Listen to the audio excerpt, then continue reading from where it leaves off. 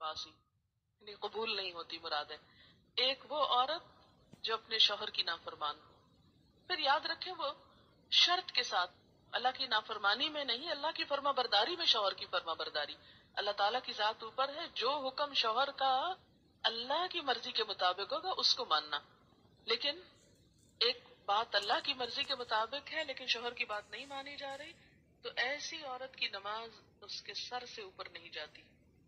और दूसरे उस गुलाम की नमाज जो अपने आका से भाग जाए जब तक कि वापस ना आ जाए। एक और हदीस में आता है, औरत शौहर के मामले में किसी दूसरे की बात न माने, किसी दूसरे की, हत्ता के पेरेंट्स की भी। आपको पता है कि वालिदैन की इताअत फर्ज है। अल्लाह ताला ने कुरान पाक में क्या कहा, अल्लाह की इबादत करो और माँ बाप की बात मानो। लेकिन जब एक औरत की शादी हो जाती है तो अब उसके लिए उसका असल घर कौन सा है? शौहर का घर है। और अब उसके लिए वालिदैन की इताअत सेकेंडरी है, शौहर की इताअत नंबर 1 हो गई है।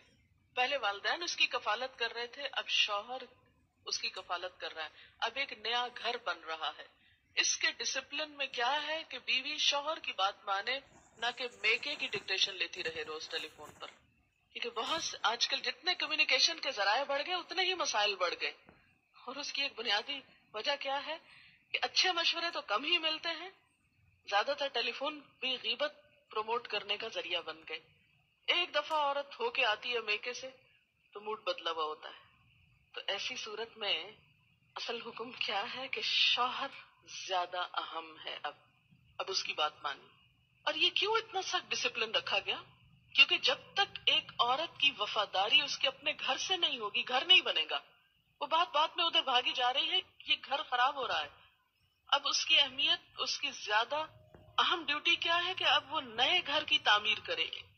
इसलिए कि शौहर ने महर भी दिया है, घर दिया है, सब जरूरियात पूरी कर रहा है।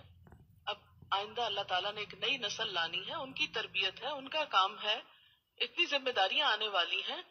अब छोड़ो ध्यान पीछे का, अब आगे का सोचो।